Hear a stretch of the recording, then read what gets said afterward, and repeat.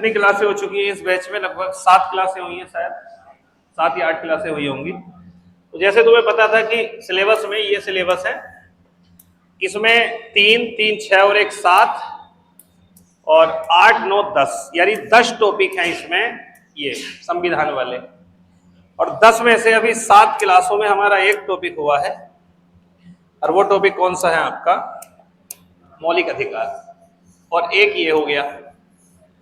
इसमें मैं संविधान सभा को अलग से करा दूंगा, हालांकि टॉपिक का पार्ट नहीं है लेकिन कराना है। यानी एक ये हो गया है और एक ये हो गया है, और उस स्तर से हो गया है कि मुझे लगता है कि अब एग्जाम में आपके क्वेश्चन नहीं गलत होगा। ठीक है, उस लेवल से पढ़ लिया है तो आप ये मान लो कि तैयार हो गया। इसको अब साइड कर दो, बस रिवीजन कर लेना छुट्टी वाले दिन, बाकी साइड करिए। अगला मैं शुरू करूंगा नीति निर्देशक तत्व एवं मूल कर्तव्य।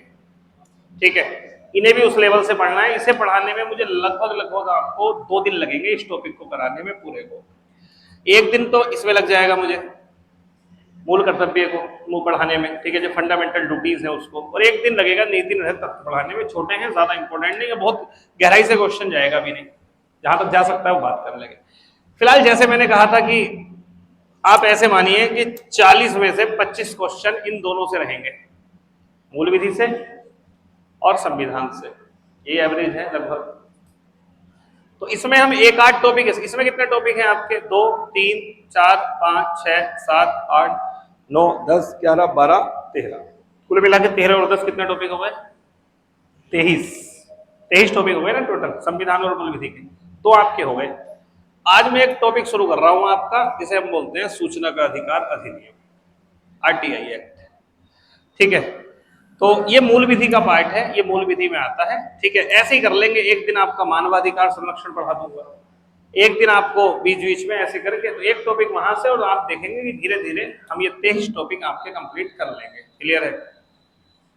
अब ये आरटीआई ऐसे नहीं पढ़ना कि आप सोचेंगे जी आरटीआई पढ़ लेता हूँ, लाओ एक किताब खोलता हूँ लक्ष्मीकांत और आरटीआई में ये होता है ये होता है, पढ़ा। एक क्वेश्चन नहीं मिलेगा एग्जाम में आपको, एक भी नहीं मिलेगा। एक बार यूपीएसआई का बैक ईयर खोल के आरटीआई के क्वेश्चन देखो कैसे।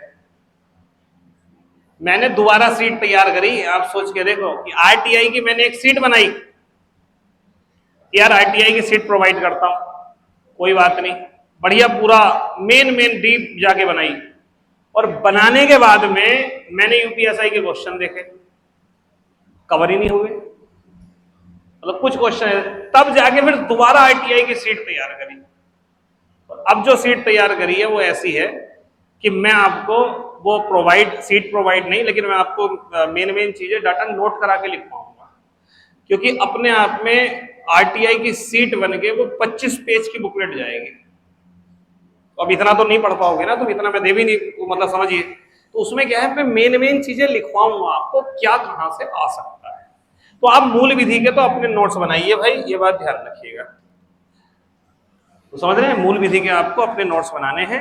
तो आप पॉलिटी तो मैं सीटों से करा रहा हूं, वो सीटों से चलने दो। और नोट्स भी कैसे बनाऊं मैं बता रहा हूं कि प्लेन पेपर पे बना लो और लास्ट में पूरे को कंपाइल कर लेना। आप ऐसा कर लो, हाँ, या स्पाइरल वाली कॉपी में बना लो। दिखाओ एक बार, जैसे कॉपी है इस टाइप की कॉपी पे बना लो।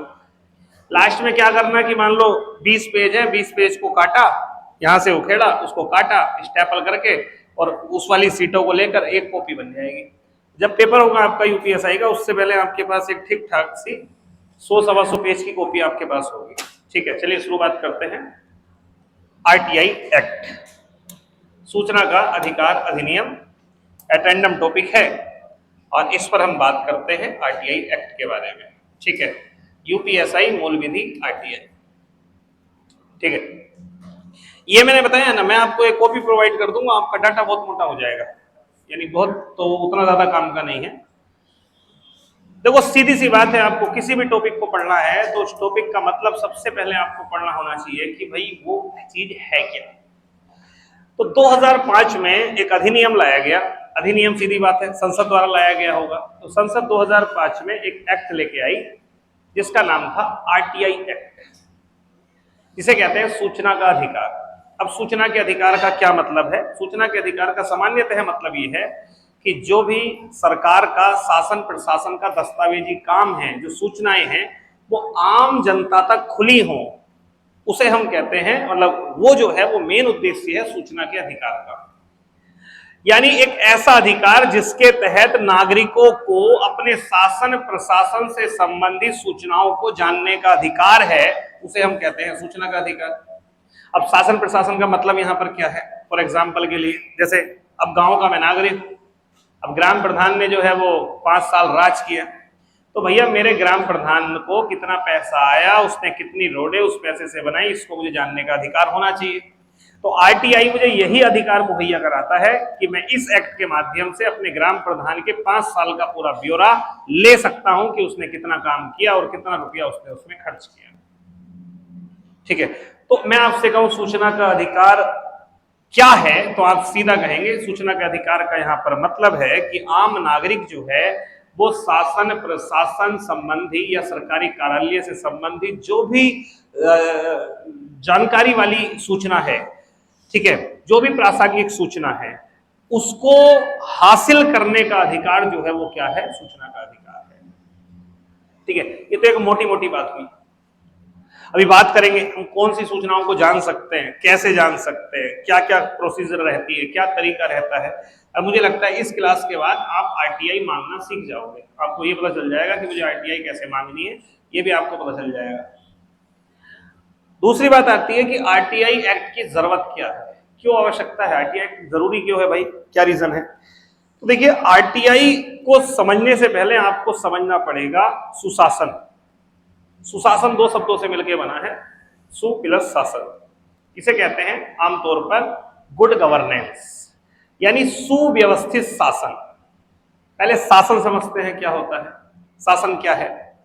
तो सामान्यतः मैं ये कह सकता हूं कि शासन एक ऐसी व्यवस्था है जिसके माध्यम से लोगों की समस्याओं, लोगों के अधिकारों का प्रबंधन किया जाता है, उसे हम शासन कहते हैं। आप कहेंगे मतलब देखिए, आप लोगों की जो समस्या है उन समस्याओं का निदान ही तो सरकार कर रही है। क्या समस्या है? जैसे यातायात की समस्या है, वो एक आपके लिए समस्या है कि नहीं? गरीबी है, कुछ लोग गरीब हैं, कुछ लोग अमीर हैं। तो अब इन समस्याओं का निवारण करने के काम के लिए एक व्यवस्था बनाई गई जिसे हम शासन कहते हैं। शासन बताइए क्या काम करता है? जो हमारा प्रशासन है, शासन है, वो क्या काम करता है? वो दिन भर आपके लिए तो काम कर रहा है, प्रजा के लिए काम कर रहा है। प्रजा को कहाँ समस्या हो रही है, कौन सी दिक्कतें हैं, कौन सी सेवाएं हमें देनी है। तो शासन क्या है? तो आप ये कह सकते हैं कि एक ऐसी व्यवस्था जो जनता के हित में, जनता की समस्या के निदान के लिए हमेशा तत्पर रहती है, उसे हम शासन कहते हैं। वो अलग बात है कि शासन करने के लिए कुछ नियमों की जरूरत होती है, कुछ कानूनों की जरूरत होती है, और इन्हीं नियम कानूनों को अधिनियम के माध्यम से स्थापित किया जाता है। सुशासन क्या है? गवर्नेंस और गुड गवर्नेंस में क्या अंतर है? सुशासन अच्छा शासन, यानी जब शासन सुव्यवस्थित हो। अब सुव्यवस्थित शासन क्या होता है? ऐसा शासन जिसमें लोगों को त्वरित न्याय मिले, उनकी समस्याओं का जल्दी निवारण हो जाए, उनके शिकायतों पर जल्दी कार्रवाई हो जाए, जो सेवा उनको शासन के द्वारा दी जा रही है वो जल्दी दी जाए, उसे हम क्या कहते हैं? अच्छा शासन कहते हैं। फॉर एग्जाम्पल के लिए, आमतौर पर कोई योजना सरकार ने चला रखी है गरीबों को रोजगार देने की। अब आप ये देखिए, एक तरीका तो यह है कि उस योजना के तहत लाभार्थी को आज ही उसका लाभ मिल गया, और एक योजना वो है कि आज उसने फॉर्म भरा और 2 साल बाद उसे उसका लाभ मिल रहा है। अब मान लीजिए आयुष्मान योजना सरकार ने चला रखी है गरीबों का इलाज करने के लिए। तो मरीज आज बीमार है, आपने आज अप्लाई करा, लेकिन अप्रूवल आया 3 महीने बाद। मरीज तब तक या तो चला गया या सही हो गया, तो क्या उस योजना का कोई मतलब है? नहीं। गुड गवर्नेंस क्या है? गुड गवर्नेंस है लोगों की समस्याओं का तुरंत निवारण करना, लोगों को जो सर्विस दे रहा है शासन उसका तुरंत निवारण करना, यानी त्वरित एवं सटीक शासन व्यवस्था क्या कहलाती है? सुशासन या गुड गवर्नेंस कहलाती है। गुड गवर्नेंस क्यों जरूरी है? अगर किसी देश को विकास के राह पर लेके जाना है, शासन और लोगों के बीच कोऑर्डिनेशन बैठाना है कि लोग शासन पर भरोसा करें और शासन लोगों पे भरोसा करे, उसके लिए सुशासन जरूरी है। आज अगर नेपाल में सुशासन होता तो ये कभी विद्रोह नहीं हुआ होता। विद्रोह किसके खिलाफ होता है? शासन के खिलाफ। कब होता है? जब विश्वास नहीं होता, जब अविश्वास पैदा हो जाता है, तनाव पैदा हो जाता है दोनों के बीच संबंध में। तनाव क्यों पैदा होता है? क्योंकि शासन व्यवस्था बेहतर नहीं है, यानी सुशासन नहीं है। अगर नेपाल में करप्शन नहीं होता, नेपाल में लोगों की समस्याओं का निवारण एक सिरे से सटीक तरीके से त्वरित तरीके से हो रहा होता, तो क्या आपको लगता है कि वहां पर ये तख्ता पलट होता? नहीं होता। तो सुशासन क्यों जरूरी है? जनता और शासन के बीच सामंजस्य, विश्वास बैठाने के लिए, स्थापित करने के लिए सुशासन जरूरी है। सुशासन कैसे आएगा? तो सुशासन लाने के लिए हमें 3-4 पिलरों पे काम करना पड़ता है। पहला, पारदर्शिता। पारदर्शिता, ट्रांसपेरेंसी क्या होती है? शासन में जो प्रक्रिया है, यानी शासन व्यवस्था का जो खुलापन है, उसे हम बोलते हैं पारदर्शिता। शासन में पारदर्शिता का मतलब यह है कि लोगों को पता है कि शासन में कैसे काम होता है, इस अधिकारी के पास कौन कौन से अधिकार है, क्या क्या काम ये कर रहा है, कौन कौन से काम इसने करे हैं, कौन कौन से काम ये करेगा, ये जनता को पता है। इसे कहते हैं खुलापन। यानी पारदर्शिता का मतलब है ट्रांसपेरेंसी। जैसे फॉर एग्जाम्पल के लिए मैं आपसे ये कहूं, एक एग्जाम्पल देता हूं, एग्जाम्पल से चीजें ज्यादा समझ में आती है। आपके यूपीएसआई की वैकेंसी आई है, अभी आयोग ने वैकेंसी निकाली, और निकालने के बाद आयोग कहे कि भैया हम अपने स्तर से ढूंढ लेंगे कौन कौन ऐसा ही बनने लायक है, और 4 महीने बाद आपके आयोग के बाहर एक लिस्ट चिपका दी जाएगी जो 200 बच्चे सेलेक्ट हुए। तो क्या हुआ, 4 महीने बाद 200 बच्चों की एक लिस्ट आपके बाहर लग गई, आयोग के बाहर, कि भैया ये सिलेक्ट हो गए। सिलेक्शन तो हो गया, वो कहे हमने कर लिया, एग्जाम हमने करा लिया, जैसे कराना था करा लिया, लेकिन आप भी कहेंगे भैया ये तो गलत बात है, इसमें कोई खुलापन ही नहीं है, ये तो तुमने अंदर खाने पता नहीं क्या क्या कर लिया होगा। यहाँ क्या है? यहाँ अपारदर्शिता है। पारदर्शिता का मतलब है जो भी शासन की प्रक्रिया है उन सब वो सब लोगों के लिए खुली होनी चाहिए। तो उसी के लिए खुलापन लाने के लिए क्या करा जाता है? एक सबको निश्चित टाइम फॉर्म का दिया जाता है, ठीक है, एग्जाम सबका कराया जाता है, एग्जाम में कितने लोग पास हुए कितने फेल हुए अपने से सूचनाएं आयोग आपको देता है। अगर किसी की सूचना नहीं आई तो आप मांग सकते हो उससे कि भैया इसका बताओ, इसका क्या मामला है, कितने लोग खाली, कितने पोस्ट खाली हैं, कितने खाली रह गई हैं, ये सब जानकारियां आप ले सकते हो। इसे कहते हैं पारदर्शिता। तो पारदर्शिता जिस दिन आ जाएगी उस दिन सुशासन आ जाएगा। दूसरा है जवाबदेहिता, रिस्पॉन्सिबिलिटी। जिस दिन शासन में रिस्पॉन्सिबिलिटी आ गई, रिस्पॉन्सिबिलिटी क्या होती है मैं आपको समझाता हूं। रिस्पॉन्सिबिलिटी ये है कि जैसे आज मेरी ये जिम्मेदारी है कि मैं आपको आरटीआई एक्ट समझाऊं, तो मैंने पढ़ा दिया, ये एक अलग बात है, बट आपको समझ में आया या नहीं आया ये मेरी रिस्पॉन्सिबिलिटी है। भाई मैं आके पढ़ा उड़ा के चला गया, बच्चों से पूछा क्या है कि पता ही नहीं, तो यहां क्या है, मेरी रिस्पॉन्सिबिलिटी, मैं उससे बच गया। उत्तरदायित्व या जवाबदेहिता हालांकि काफी हद तक सिमिलर शब्द है, लेकिन इसका मतलब ये होता है जो काम मैं कर रहा हूं उस काम के लिए मैं जिम्मेदार हूं, यानी स्वयं द्वारा लिए गए निर्णय व कार्यों के प्रति स्वयं जिम्मेदार होना, यह होता है जवाबदेहिता या उत्तरदायित्व होता है। शासन में जवाबदेहिता और पारदर्शिता जिस दिन आ जाएगी उस दिन देश में सुशासन आ जाएगा। तो अब बात आती है जी कैसे आएगी? तो ये ऐसे आएगी कि हम आरटीआई एक्ट लेके आ जाते हैं, हम जनता को एक अधिकार दे देते हैं, सूचना मांगने का अधिकार, और शासन के लोग सूचना देने से मना भी नहीं कर पाएंगे। तो ऐसे में वो ऐसा कोई काम करेंगे ही नहीं जो शासन व्यवस्था या मैं कहूं नियमों के विरुद्ध हो, क्योंकि उनको पता है आज मैंने काम कर दिया तो कल के दिन को मेरे से ये सूचना मांग ली जाएगी और मुझे सूचना देनी पड़ेगी, क्योंकि आरटीआई एक्ट मेरे हाथ बांध देता है, मुझे सूचना देनी पड़ेगी, मैं मना नहीं कर सकता। मना कर दूंगा तो अपील करके वो और ऊपर चला जाएगा, फिर मना कर दूंगा उसके बाद वो और ऊपर जाएगा, मेरे को देनी पड़ेगी, जांच बैठ जाएगी मेरे ऊपर। यानी आरटीआई के आने से शासन प्रशासन की प्रक्रियाएं ओपन हो गई, प्रक्रियाएं खुल गई, जिसके कारण से अधिकारियों के अंदर, शासन के लोगों के अंदर एक डर कायम हो गया, जिसके कारण से वो अब समझने लगे हैं कि मेरी कुछ रिस्पॉन्सिबिलिटी है। अब जैसे आप मानिए ग्राम प्रधान को ये पता चल जाए कि गांव के सब लोग आरटीआई के बारे में जानते हैं, और ये पता कैसे चलेगा? 10 आरटीआई आपकी 1 महीने में डल जाएगा कम से कम। ग्राम प्रधान के बाद नोटिस आ जाए कि भैया उसने नोटिस मांगा, उसने जानकारी मांगी है इस खड़ंजे की, उसने इस खड़ंजे की, उसने इस खड़ंजे की, और जानकारी में आपको लिख के देना पड़ेगा कितना रुपया सरकार से आया और कितना जो है आपने लगा दिया, ये देना पड़ेगा लिख के। अब आपने बताया जी 1 करोड़ आया है, 20 लाख लगा दिया है, 80 लाख बचा है, कहां गया 80 लाख?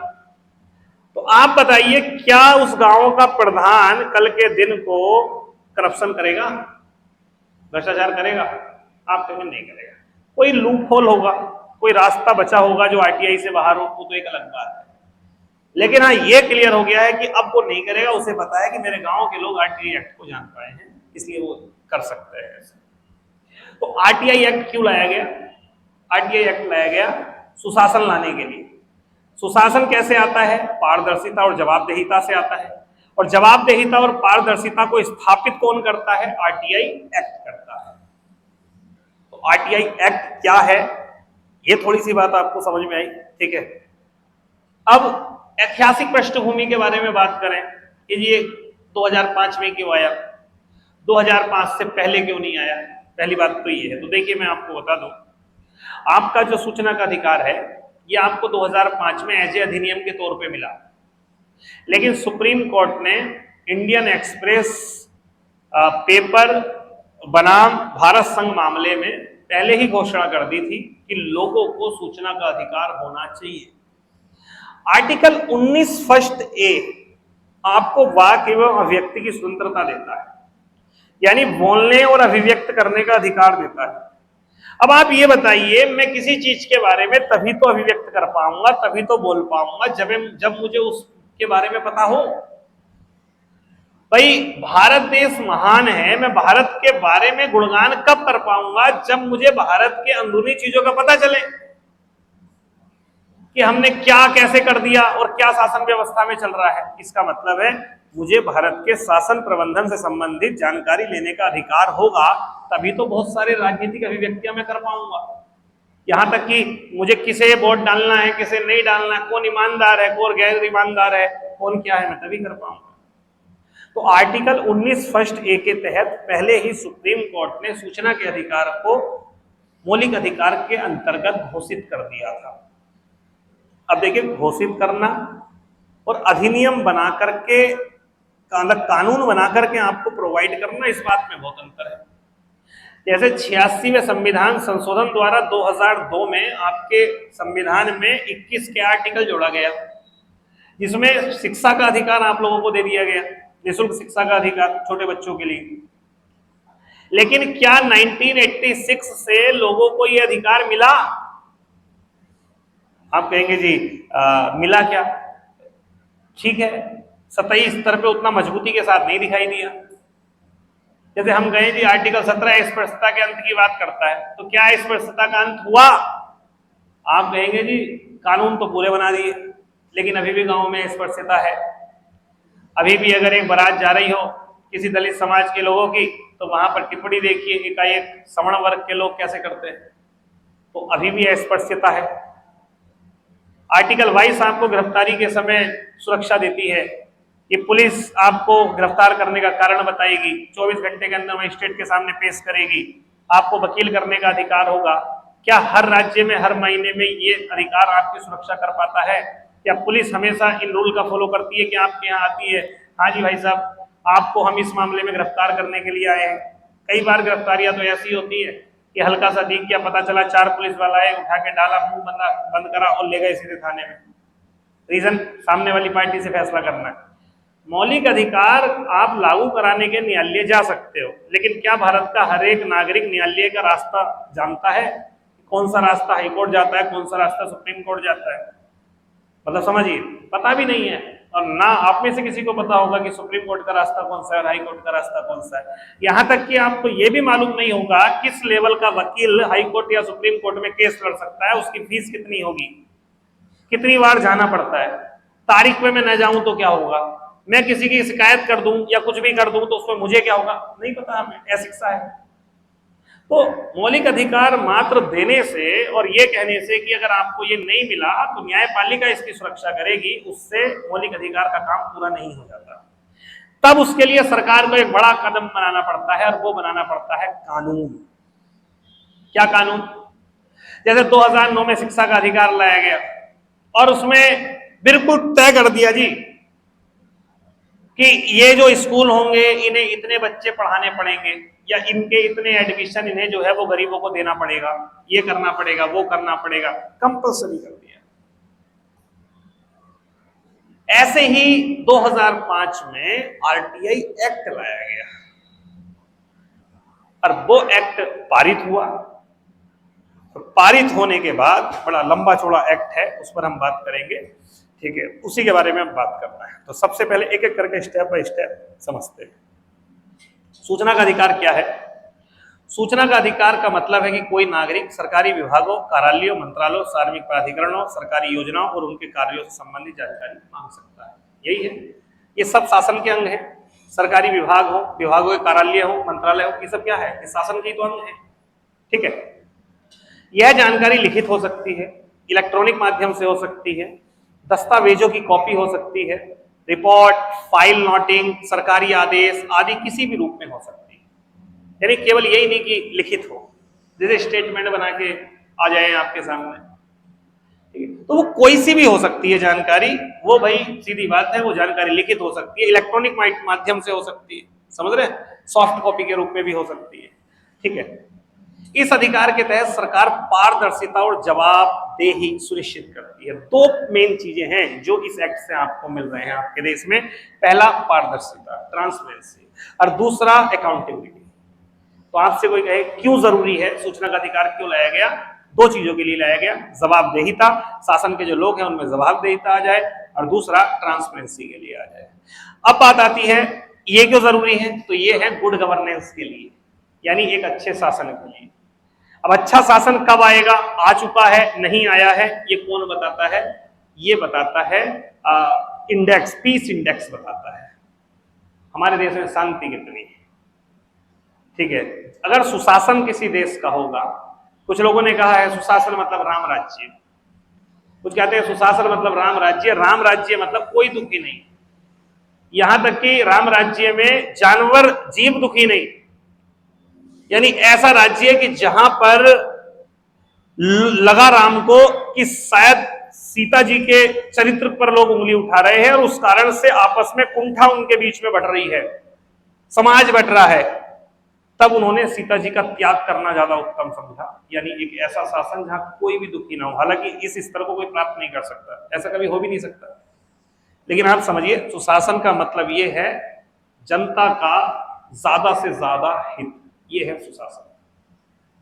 उसके लिए हमें करना पड़ा, ये दो चीजें लाएंगे तभी सुशासन आएगा। सूचना का अधिकार क्यों लाया गया? नंबर एक है ट्रांसपेरेंसी, यानी पारदर्शिता लाने के लिए। पहले सरकारी कामकाज गोपनीय रहता था जिसमें भ्रष्टाचार बढ़ता था। आरटीआई आने से सरकारी फाइलें, निर्णय, योजनाओं की जानकारी आम जनता तक पहुंचने लगी।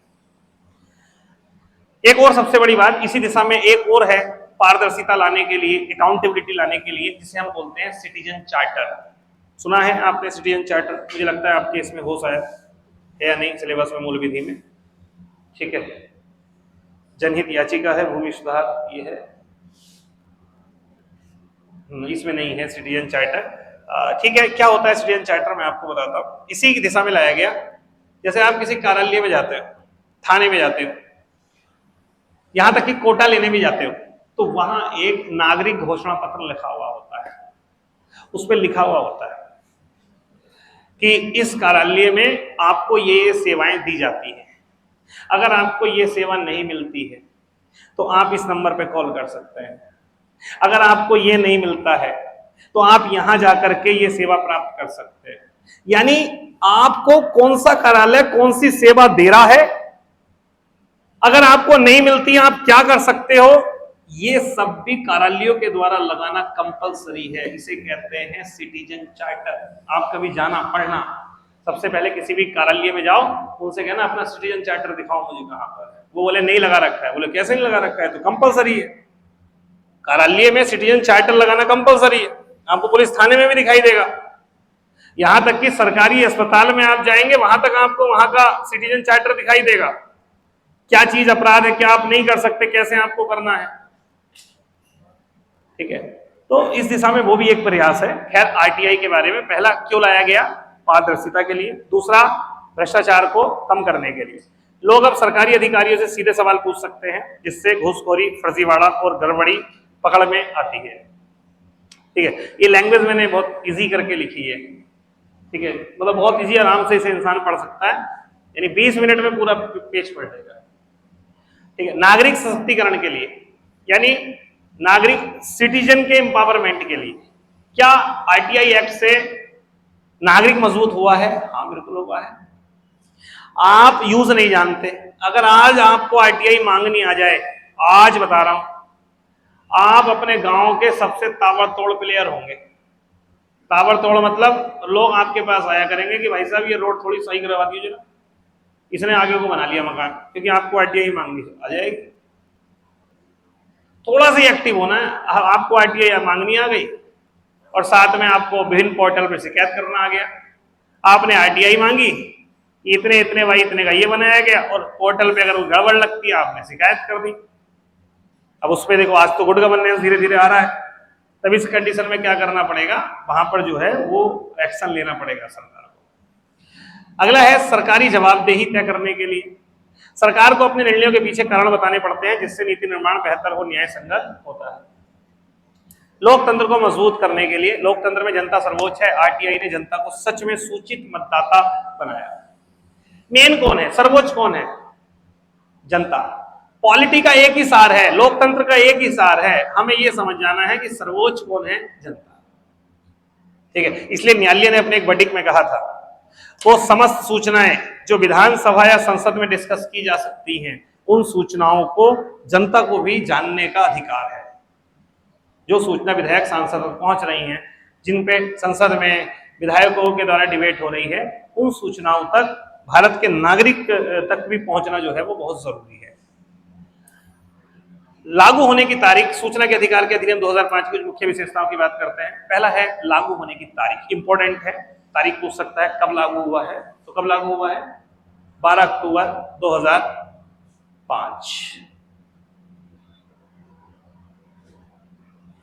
किस पर लागू होता है, यानी आप किस किस के खिलाफ सूचनाएं मांग सकते हो? तो पहला है स्टेट गवर्नमेंट, मतलब पहले सेंट्रल गवर्नमेंट, हाँ, स्टेट गवर्नमेंट, हाँ, स्थानीय निकाय। स्थानीय निकाय में कौन कौन आ जाते हैं? 2 लेवल, शहरी लेवल और ग्रामीण लेवल। ग्रामीण लेवल पर ग्राम पंचायत, ब्लॉक पंचायत, जिला पंचायत। शहरी लेवल पर नगर पालिका हो गई, नगर निगम हो गया, या फिर वो अलग अलग चीज, एक ही छोटी जगह है तो नगर पंचायत, बड़ा है तो नगर पालिका, और बड़ा है तो नगर निगम कहते हैं। तो स्थानीय सरकार भी आ जाती है। सार्वजनिक प्राधिकरण, जो सरकार के ट्रिब्यूनल है, प्राधिकरण होते हैं वो।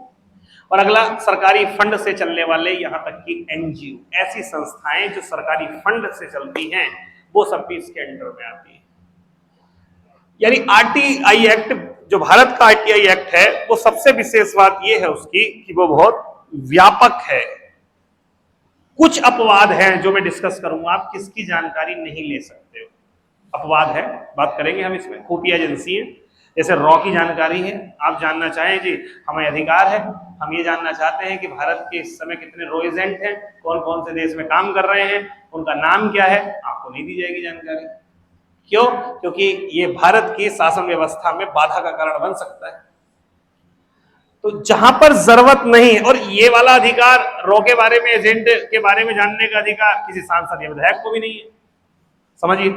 तो ऐसी बहुत सारी चीजें हैं जो आप लोग जानकारी नहीं ले सकते। वो क्या है, किस अधिनियम में कौन से धारा में लिखी गई है, वो अभी सब बात करेंगे। जानकारी देने की समय सीमा सामान्य मामले में 30 दिन है, और अगर जीवन या स्वास्थ्य से जुड़ा हुआ मामला है तब 48 घंटे, यानी सामान्यतः है।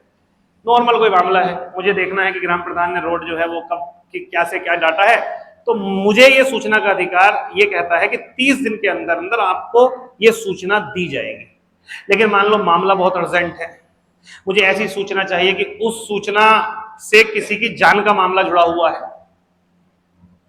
उस सूचना से किसी के स्वास्थ्य या शरीर को नुकसान हो सकता है या फायदा हो सकता है, यानी मामला जो है वो जान पे आ सकता है, तब ऐसे में उसे वो विभाग, वो कार्यालय 48 घंटे के अंदर अंदर उस सूचना को उपलब्ध करा करके देगा।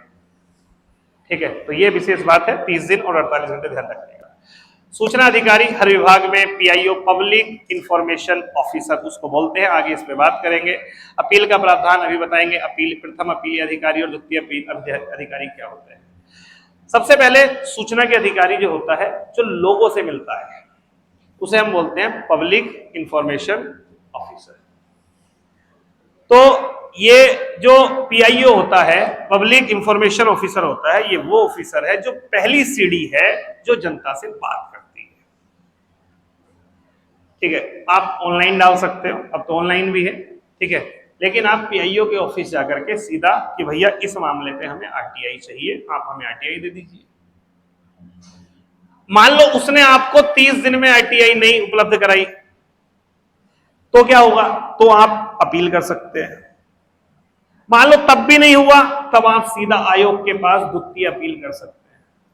यानी सबसे बड़ी बात है स्तर है, यहां नहीं मिलेगा तो ऊपर, ऊपर नहीं मिलेगा तो पिताजी तो है ही। फिर अब उसमें आप पिताजी देखोगे तो आयोग है, राज्य के स्तर पे सुप्रीम आयोग है सूचना आयोग, राज्य सूचना आयोग, स्टेट इंफॉर्मेशन कमीशन, और सेंट्रल के लेवल पर क्या है आपका? केंद्रीय सूचना आयोग है। उसे डिटेल में हम भी पढ़ेंगे, बात करेंगे। बात आती है सूचना के अधिकार के क्या फायदे हैं। अभी हमने बात करी थी क्यों लाया गया, वही फायदे हैं। सरकारी कामकाज में पारदर्शिता आ जाती है, भ्रष्टाचार में कमी आती है, जनता का सरकारी कामकाज पर थोड़ा नियंत्रण आ जाता है, योजनाओं का सही क्रियान्वयन होता है, गरीब और वंचित वर्गों को न्याय दिलाने में मदद होती है। ये क्यों फेल है मामला आप समझिएगा, क्योंकि शिक्षा के अभाव में आप किसी भी नियम अधिनियम का लाभ नहीं उठा सकते। तो गरीबी के पीछे का कारण खुद गरीब है, वो नहीं समझ रहा है। मतलब मैं रियल में बोलता हूं, मैं ये कह रहा हूं कि किसी गरीब की औलाद गरीब है, इसका रीजन वो खुद गरीब है। आप किसी भी गरीब के यहां पे चले जाइए, वो आप देखिए वहां पे जाके, मतलब ज्यादातर में, कि उसने अपने 15 साल के बच्चे को अपने साथ काम पे लगा लिया हुआ, मजदूरी के काम पे। भले ही उसे 300 रुपए मिलते हो, भले ही वो 300 रुपए की पीता हो, शाम को कुछ शौक पूरा करता हो 100 रुपए का, वो चाहे तो उस शौक को खत्म करके उस बच्चे को पढ़ने भेज सकता है, वो नहीं भेजेगा। वो ये कहेगा 300 आ रहे हैं। तो आप समझिए वही वाली बात है कि जो मुर्गी अंडा देती 50 सालों तक या जब तक भी देती, आप उसको यहां खत्म कर दे रहे हो, उसको काट दे रहे हो। तो अशिक्षा एक बहुत बड़ा कारण है, ये आप समझेंगे। चलिए, सूचना के अधिकार से जुड़ी कुछ चुनौतियां हैं। कई बार अधिकारी जानकारी देने में देरी कर देते हैं, घुमा फिरा के कुछ पेच फास देते हैं, ये भी एक रह जाता है। अब मान लो आपने कुछ मांगी और आपसे कह दिया जाए कि भैया ये दिक्कत हो गई है, बाढ़ आ, तो आप समझोगे, अपील करने वाला तो अपील कर देगा, लेकिन कुछ लोग हो सकते हैं चलो यार लेट हो गया होगा, तो ये भी एक रीजन है। कुछ विभाग गोपनीयता का बहाना बना के सूचना नहीं देते, ऐसे भी हो जाता है कई बार कि भैया ये वाला मामला कॉन्फिडेंशियल है, और सूचना का अधिकार अधिनियम हमें ये सूचना आपको देने के लिए वो नहीं कहता। अब जो सामने वाला है उसे क्या पढ़ना पड़ेगा? फिर सूचना का अधिकार अधिनियम पढ़ना पड़ेगा, किस किस की अनुमति मिलती है, किस किस की नहीं बनती, एक ये भी समस्या आ जाती है। आरटीआई कार्यकर्ताओं पर हमले की घटनाएं भी हुई हैं, एक समस्या ये भी। जैसे मान लो गांव के किसी व्यक्ति ने एक मांग ली आरटीआई, चलो इस बार छोड़ दिया, अगली बार फिर मांग ली। अब ऐसे करते करते उनने 3 गलियों के मकान तोड़वा दिए। तो अब गांव के लोग कुछ तो करेंगे, गांव के लोगों ने उसकी व्यवस्था कर दी। तो कई बार ऐसे देखा गया कि जो लोग ज्यादा एक्टिविस्ट होते हैं, जो आरटीआई मांगते हैं, आरटीआई में निपुण होते हैं, जब उनका पता चल जाता है कि ये करवा रहा है, ये व्यक्ति करवाया है, इसके करवाने से हुआ है, तब उस पर हमले भी हो जाते हैं। तो ये भी एक बहुत बड़ी समस्या है। लोगों को सही तरीके से आवेदन करने की जानकारी नहीं होती, सबसे बड़ी बात तो ये, उन्हें यही नहीं पता है आरटीआई मांगी कैसे जाती है। तो ये कुछ चुनौतियां हैं। इसके अलावा और भी बहुत सारी चुनौतियां हैं। जैसे एक चुनौती तो ये है कि लोगों में अशिक्षा है, इंग्लिश का अभाव है, ऑनलाइन है तो तकनीकी का अभाव है। तो एक ये बड़ी समस्या है लोगों के पास कि कैसे मांगी जाती है, ये उनको नहीं पता। दूसरा, भारत के सरकारी कार्यालयों में सूचना भंडारित करने की सबसे बड़ी समस्या है। कहां भंडारण करें? अभी तक तो दस्तावेज चलते, चलो अब कंप्यूटर आ गया। अभी तक क्या होता है, पेपर होते थे, पेपर। आप देखिए अभी सरकारी कार्यालय में चले जाओ, वो पेपर एक एक संभाल के रखते हैं। आप कहोगे ना जी 20 साल पुराना पेपर मिल जाएगा, वो कहेंगे ले लो, 100 साल पुराना ले लो, तुम 40 साल निकाल देंगे। रीजन, क्योंकि उन्हें कभी भी देना पड़ सकता है। और कई बार तो इतनी बदतमीजी कर देते हैं कार्यालय वाले, किसी ने कह दिया जी मुझे अपने गांव का 40 साल का रिकॉर्ड चाहिए। अब उन्होंने कहा इतना छाट के कैसे देंगे? बोले एक काम करो, ये पूरी अलमारी की फोटोकॉपी निकाल के भेज दो।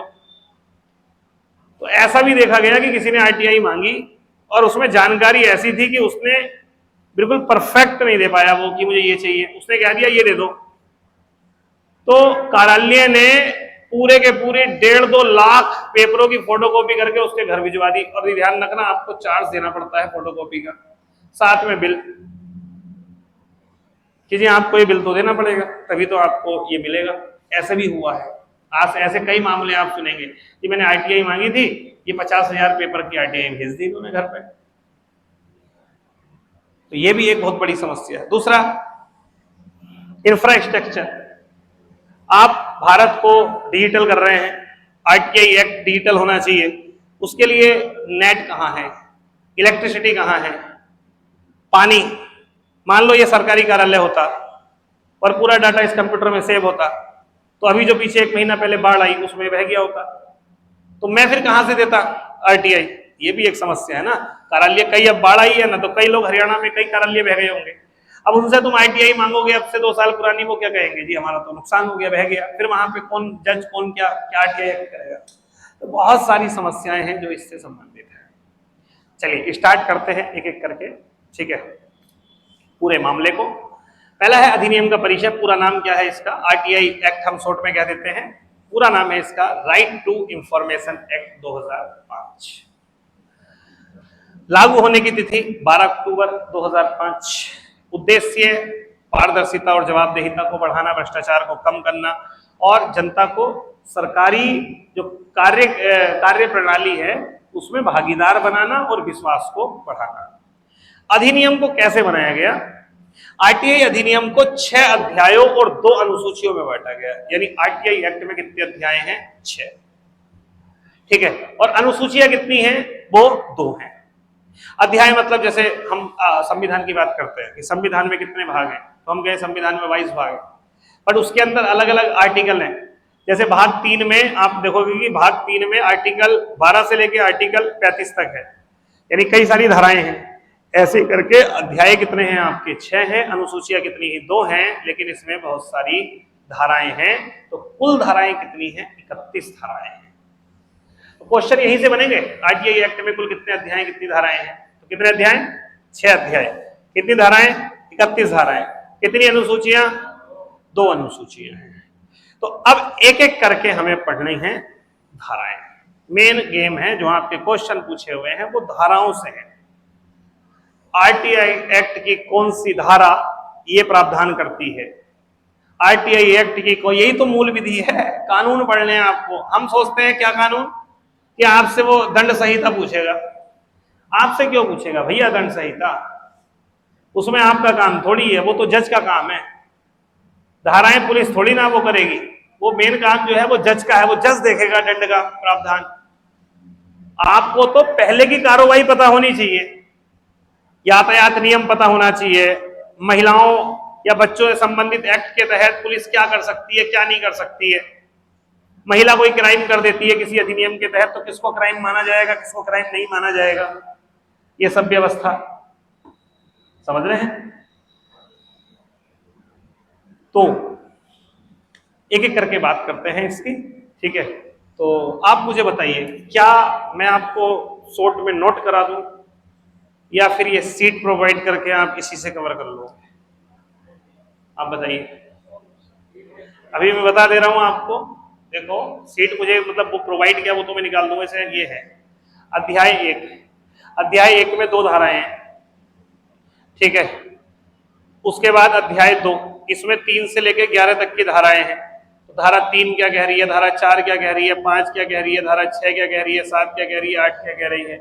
ऐसे ही एक एक करके बिल्कुल आपसे पूछ लेगा। ये जैसे क्वेश्चन याद है, ये बहुत आती है धारा 6 और धारा 7 कि आरटीआई एक्ट की किस धारा के तहत हम आरटीआई के लिए आवेदन कर सकते हैं? धारा 6।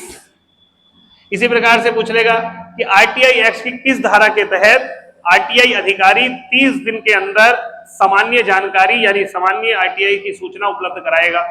धारा 7 ये याद करनी पड़ेगी तब ये एक्ट होगा।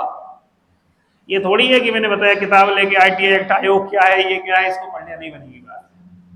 ठीक है, तो ऐसे करके अब जैसे क्वेश्चन यहां से पूछेगा क्या कि केंद्रीय सूचना आयोग का प्रावधान आरटीआई एक्ट के किस अध्याय में है, कौन सी धारा में है, ऐसे करके पूछेगा। तो ये मुझे आपको ये सब पढ़ाने हैं भाई। ठीक है, महत्वपूर्ण बिंदु ये तो यहाँ पे डाल दिए। अनुसूचियां ये हो गई, ये 6 वो हो गए, ये 2 हो गए। तो बताओ, या तो एक काम कर देता हूं, इसी से पढ़ा देता हूं। नहीं, नोट करोगे तो मुझे लगता है कि बहुत ज्यादा समय लग जाएगा। इसी से पढ़ा के और पढ़ना आपके लिए इजी हो जाएगा। मतलब ज्यादा है, मैं मेन आपको बता ही दूंगा, तो आपका समय काफी हद तक बच जाएगा। ठीक है, और ये नोट्स किसी किताब के नहीं है, ध्यान रखना। ये खुद कलेक्ट करके ये मैंने बनाए हैं। जो डाटा इंपॉर्टेंट लगता है वो सब डाला है। मैंने बताया नहीं, एक बार बनाए उसके बाद फिर दोबारा से इसको वो किया, क्योंकि पहले वाले कम थे, वो 3 पेज में कवर हो गए थे। तो चलिए एक एक करके बात करते हैं। ठीक है, समझते हुए चलते हैं क्या है। तो सबसे पहले आप मुझे बताइए, आरटीआई एक्ट में कितने अध्याय हैं? कितने अध्याय हैं? 6 अध्याय हैं। और धाराएं कुल कितनी हैं? 31 धाराएं। सबसे पहला है जी पहला अध्याय। पहला अध्याय में आप बताइए, अगर आप एक्ट बनाते हैं तो आप पहले अध्याय में क्या रखते हैं? पहले अध्याय में प्रारंभिक जानकारी रखते कि भैया क्या है ये एक्ट, क्या है, क्यों है, क्या, यही सब रखते। यानी पहले अध्याय में 2 धाराएं हैं, धारा 1 और धारा 2। और इसमें क्या हुआ है, अधिनियम का नाम क्या है, किस क्षेत्र में लागू होने की तिथि क्या है, जो आपको मैंने पढ़ाया है, परिभाषाएं दी गई हैं कि क्या क्या माना जाएगा, समझ रहे हैं, सूचना का मतलब क्या है, ये सब परिभाषाएं दी गई हैं। इसी प्रकार धारा 2 में सूचना, रिकॉर्ड, लोक प्राधिकरण की परिभाषाएं दी गई हैं कि सूचना क्या है, ये क्या है। यानी जिन जिन शब्दों का इस्तेमाल आगे होगा इस पूरे एक्ट में, उन सब के बारे में 2 धाराओं में बता दिया, धारा 1, धारा 2। और ये दोनों धाराएं कौन से अध्याय में है? अध्याय 1 में। ठीक, तो इतना यहां से कोई क्वेश्चन नहीं पूछ सकता, लेकिन हाँ क्वेश्चन ये आ सकता है कि सूचना के अधिकार से संबंधित प्रमुख परिभाषाएं आरटीआई एक्ट के किस अध्याय या किस धारा में वर्णित है? तो अध्याय 1, धारा 1 और 2। ठीक, नेक्स्ट अगला आइए, सही से पढ़ना, क्वेश्चन कराऊंगा कल। क्वेश्चन आज नहीं, क्वेश्चन कल कराऊंगा। ठीक है, और आरटीआई एक्ट से कैसे क्वेश्चन आएंगे तो तुम्हें कल ही पता चलेगा। ठीक है, दूसरा क्या है? सूचना का अधिकार और दायित्व। ये नाम है, अध्याय का नाम है। अब मे भी इतना भी टफ हो जाए कि एक साइड अध्याय लिख दे, दूसरे साइड उनके नाम लिख दे और मिलान करवा दे। जैसे एक साइड परिभाषाएं, दूसरी साइड सूचना का अधिकार और दायित्व लिख दे, तीसरी साइड केंद्रीय सूचना आयोग, चौथी अगला साइड राज्य सूचना आयोग, और आगे नंबर लिख दे, अध्याय 2, अध्याय 3, अध्याय 4, अध्याय 1, और मिलान करवा दे भाई किसमें क्या है। ये भी पूछ सकता है। ठीक है, और आप ये देखना पिछली बार का बैक ईयर में हर पेपर में आरटीआई एक्ट से 1 या 2 क्वेश्चन कंपलसरी है, 2 तक हैं। तो 2 क्वेश्चन ही अकेला, इसलिए मैंने सबसे पहले उठाया ही इसको है। बाकी कुछ एक्ट ऐसे हैं वहां से नहीं है संभावना, बट इससे है, क्योंकि ये पता होना चाहिए। एक दरोगा को भी आईटी एक्ट पता होना चाहिए, तो सबसे इंपॉर्टेंट एक्ट है। तो पहली बात आती है अगला अध्याय 2। अध्याय 2 में कितनी धाराएं हैं? 3 से लेकर 11। यानी एक अध्याय 1 में जो है वो कितनी धाराएं थी? 1,2। और दूसरे अध्याय में लेके कितनी है? 3 से लेकर के 11। अब क्या क्या है इसमें? पूरे का पूरा तरीके से सूचना का अधिकार इसमें समझा रखा है। ठीक है, इसमें धारा 3 क्या कह रहा है? पहली बात ही क्लियर कर दी है, हर नागरिक को सूचना पाने का अधिकार है। क्वेश्चन बन गया एग्जाम में आपका, भारत के हर सिटीजन को आरटीआई एक्ट के तहत सूचना पाने का अधिकार है। यह आरटीआई एक्ट की किस धारा से संबंधित है? कौन सी धारा? धारा 3। तो एक क्वेश्चन बन गया एग्जाम में, बात समझ रहे? सेम नेक्स्ट आगे 4, सार्वजनिक प्राधिकरण की सूचना देने की स्वैच्छिक जिम्मेदारी। धारा 4 क्या कहती है? धारा 4 कहती है कि जो सार्वजनिक प्राधिकरण है, कुछ ऐसी जानकारी है जो स्वयं उनकी जिम्मेदारी है कि वो जनता को प्रोवाइड करवाए। ठीक है, तो आप ऐसे में देखेंगे कि कई क्या होता है कि बहुत सारे कार्यालय ऐसे होते हैं, वो क्या करते हैं अपने आप से, आप सब कुछ छोड़िए, आप आयोग को देखिए, नॉर्मल जो आपका आयोग है, आपने उनसे मांगते थोड़ी है वो जानकारी, लेकिन वो सफल असफल, ये वो कितनी कट ऑफ गई, ये गया वो गया, सब देते हैं आपको, चाहे तो ना दें। समझिए ना, वो तो केवल दे दे भाई सिलेक्टेड की लिस्ट हो गई, लो जाओ, काम खत्म हो गया, बस मांगते रहो, मांगोगे तो दे देंगे, कितनी कट ऑफ गई क्या गया, बट वो आपको पूरी चीज क्लियर करके देते हैं, हर चीज। तो कुछ ऐसी जानकारी है जो विभाग या कार्यालय अपने आप से उपलब्ध कराता है लोगों को।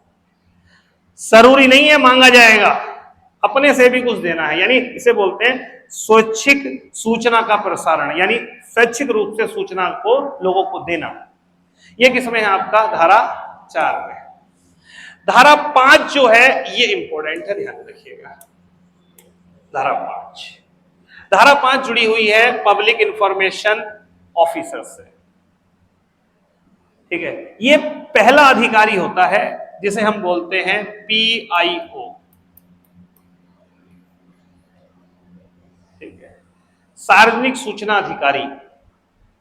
सार्वजनिक सूचना अधिकारी की जानकारी यहां पर दी गई है कि जनता के स्तर पे सार्वजनिक सूचना अधिकारी यानी पब्लिक इंफॉर्मेशन ऑफिसर होगा, और वो ऑफिसर जो है वो लोगों को, मतलब एक तरीके से लोगों की जो अपील है, लोग जो चाहते हैं जिस चीज के बारे में सूचना, तो वो अपील किससे करेंगे, इससे करेंगे, PIO से करेंगे।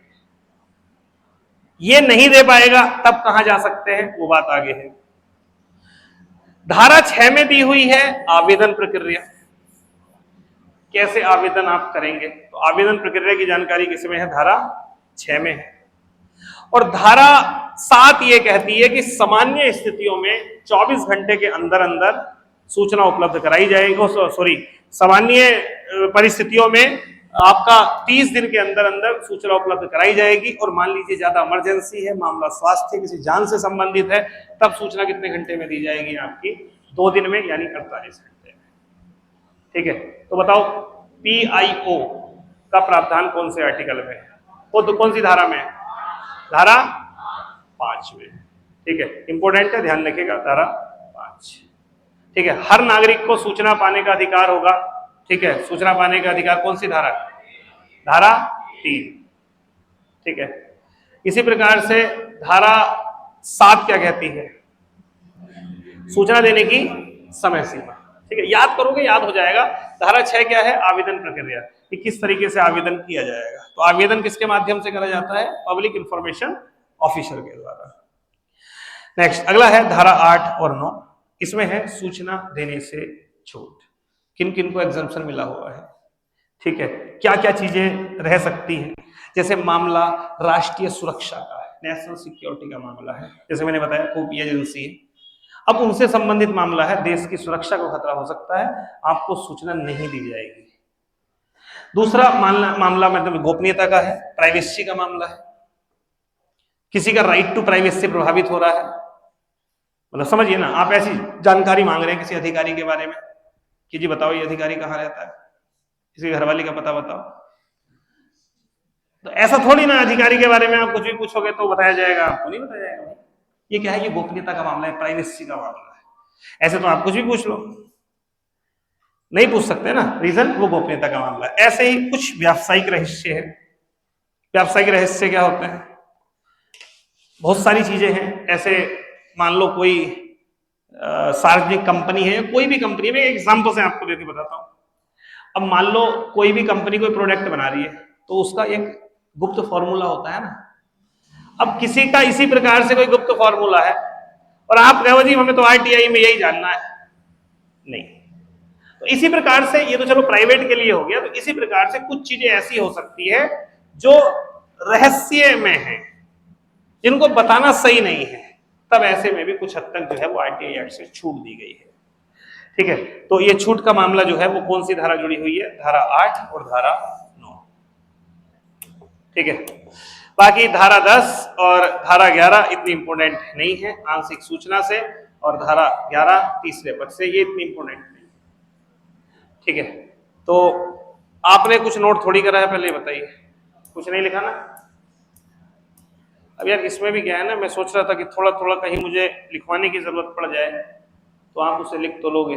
जैसे मान लो ये है, मुझे यहाँ पे थोड़ा सा पीआईओ के बारे में एटलीस्ट आपको लिखवा दूँ, क्वेश्चन तो उठ ही सकता है, दोबारा से थोड़ी पढ़ोगे। हाँ, सीट में ही लिख दोगे, तो ये वाली सीट भी मुझे प्रोवाइड करवानी पड़ेगी, मैं ही करूँ? हाँ हाँ, क्या करोगे, क्या कर दो दया, तुम मुझ पे दया कर दो यार, तुम मुझ पे एक काम करो, तुम अपने पैसे तो ले लो वापस और तुम जो है मतलब फोटो कॉपी खरीदते रहना यहीं से, मैं फ्री पढ़ाऊंगा तुम्हें। तुम अपने पहले पहले महीने की सैलरी मेरे नाम कर दो, मुझसे बॉन्ड कर लो।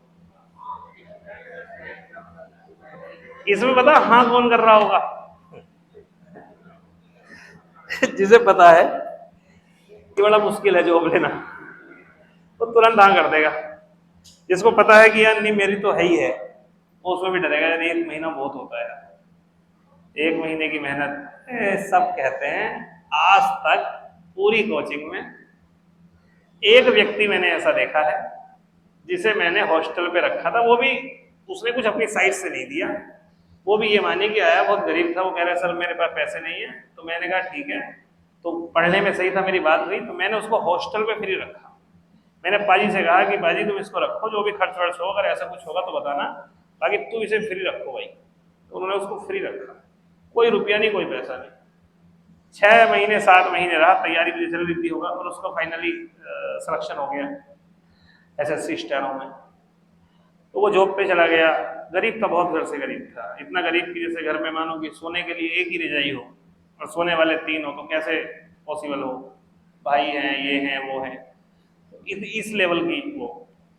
तो उसके बाद जब उसने वहां इनकम जनरेट करी, तब वहां से उसने पैसे भिजवाए, ठीक है, कि सर ये पैसे वो जो मैं वहां रहा, एकमात्र शख्स जिसने वो वापस भिजवाए और मुझे वो याद है। उसके अलावा एक स्टूडेंट सिंगल मैंने ऐसा नहीं देखा जो जॉब लगने के बाद, मिठाई देके गया, मैं उसी का भूखा हूँ, मजाक नहीं कर, जो जॉब लगने के बाद ये हो गया हो कि ये ठीक है, ये हमारी साइड से आपने हमें बढ़ाया, वो बढ़ा दिया, लो 10,000 रुपये रखो, एक सेकंड नहीं देखा।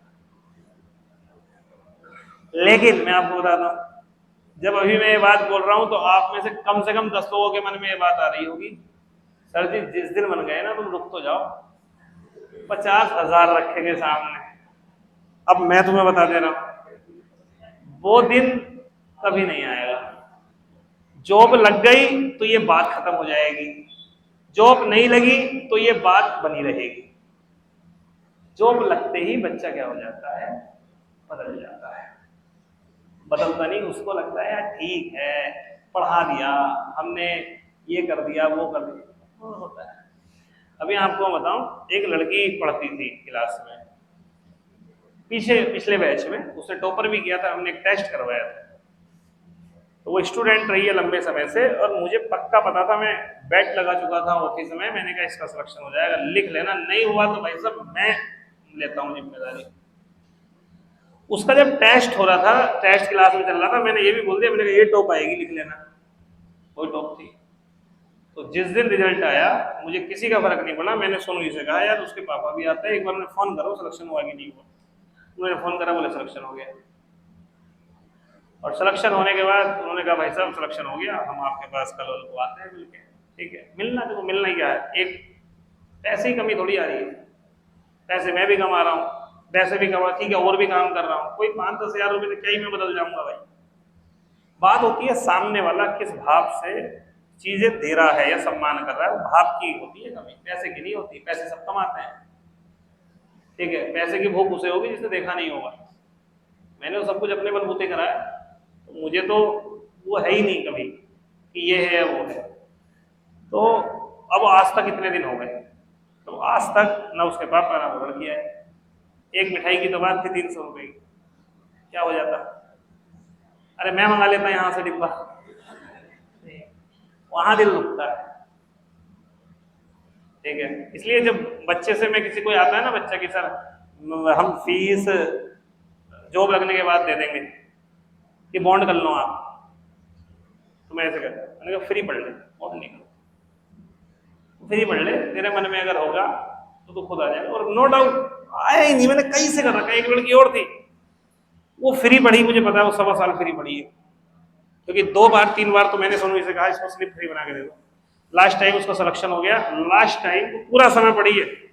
लास्ट टाइम वो एक कोचिंग पे तो गई है ठाकुर द्वारा के, उसका फोटो मैंने डाला हुआ देखा, लेकिन हमारे पास नहीं। क्यों?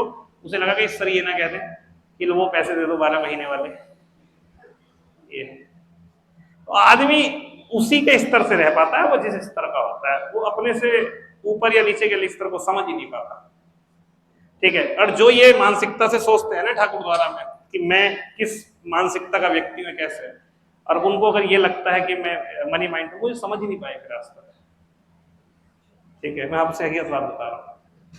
ये सोचो मैं आपका ये बैच पढ़ाने के लिए मैं इस समय एक्सट्रीम थक जाता हूँ, क्योंकि मैं अपनी शुरुआती क्लासों में जान लगा के पढ़ाता हूँ पूरा, कहाँ तक सब वो करना है। लेकिन अब जब से बैच स्टार्ट हुआ है मैं अपनी एनर्जी बचा के रखता हूँ, बहुत धीरे आराम से पढ़ाता हूँ कि यार मेरे को ये हिम्मत करनी है, 1.5 घंटे का मामला है।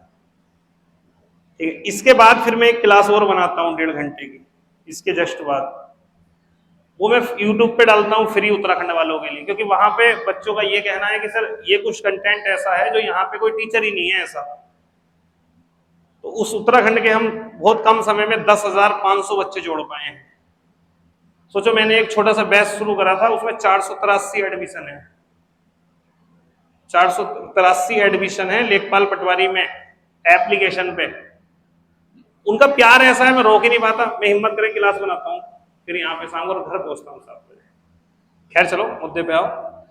तो मुझे लगता है कल मैं एक काम करता हूँ, फिर ये इसके क्वेश्चन पीछे लगवा के, ठीक है, और एक सीट आपको बंटवा देता हूँ, देख लूंगा कितना उसका प्राइस हो रहा है। ठीक है, कर लेंगे यार। चलिए फिर आज इतना ही रखते हैं। ओके, फिर कल मिलते हैं।